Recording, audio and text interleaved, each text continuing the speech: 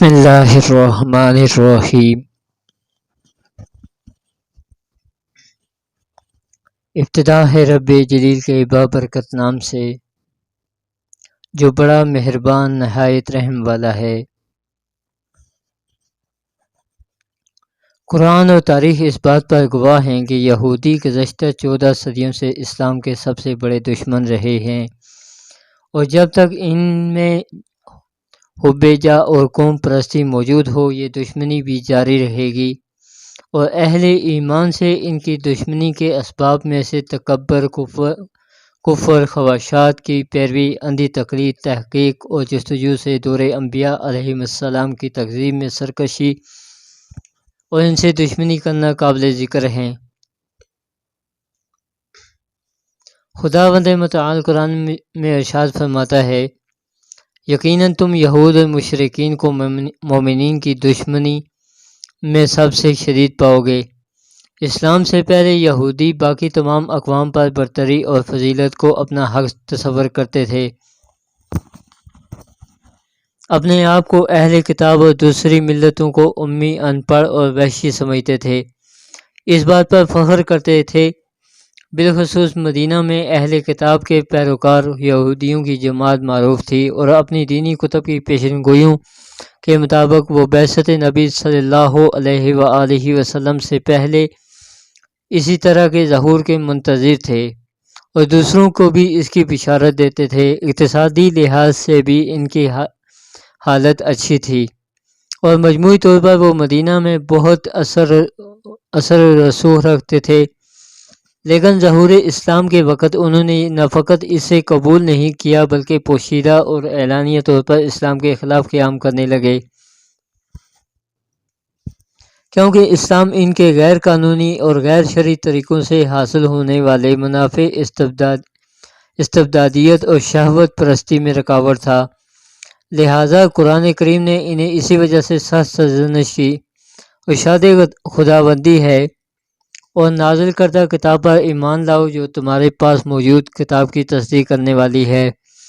سب سے پہلے تم ہی اس کے منکر مت بنو، اور میری آیات کو تھوڑی قیمت پر فروخت نہ کرو، اور صرف میرے غضب سے بچنے کی فکر کرو۔ اہل کتاب کے اکثر لوگ اسلام کے آئین کو قبول نہ کرنے پر اکتفا نہیں کرتے تھے، بلکہ وہ حسد کی وجہ سے ہمیشہ اس بات کے در پہ رہتے تھے کہ مسلمانوں سے بھی یہ نعمت سلب کر لیں۔ ان کی یہ کوشش تھی کہ اگر مسلمان یہودی یا مسیحی نہیں بنتے تو مسلمان بھی نہ رہیں۔ قرآن نے ان کے اس بغض اور حسد کو یوں بیان کیا ہے، مسلمانوں، اگر اکثر اہل کتاب حق واضح ہو جانے کے باوجود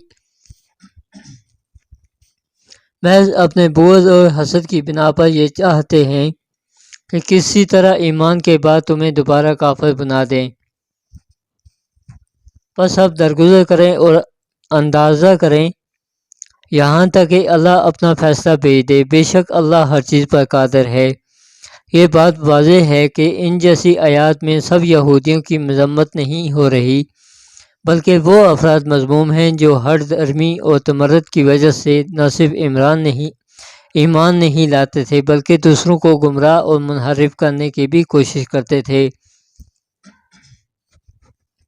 صورتحال یہ تھی کہ یہودیوں میں سے کوئی اگر اسلام کو قبول کر لیتا تو اسے تہمت اور افتراء کا نشانہ بنایا جاتا اور اسے برائیت کا اظہار کرتے، لیکن ان میں سے جو شخص حق کی شناخت کے باوجود اسے قبول نہ کرتا، اس کی نہ صرف مذمت نہیں کی جاتی تھی بلکہ اس کی حمایت اور حوصلہ افزائی بھی کی جاتی تھی۔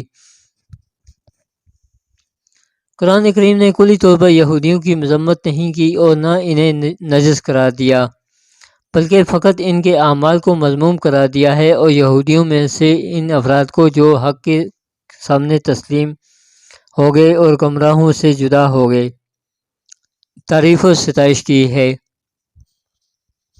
قرآن کریم فرماتا ہے، وہ سب برابر نہیں ہیں۔ اہل کتاب میں کچھ لوگ ایسے بھی ہیں جو حق و ایمان اور حکم خدا پر قائم ہیں، رات کے وقت آیات خدا کی تلاوت کرتے ہیں اور سر بسجود ہوتے ہیں، وہ اللہ اور روز آخرت پر ایمان رکھتے ہیں۔ نیک کاموں کا حکم دیتے ہیں، برائیوں سے روکتے ہیں، بھلائیوں کے حکم میں جلدی کرتے ہیں، یہی صالح لوگوں میں سے ہیں۔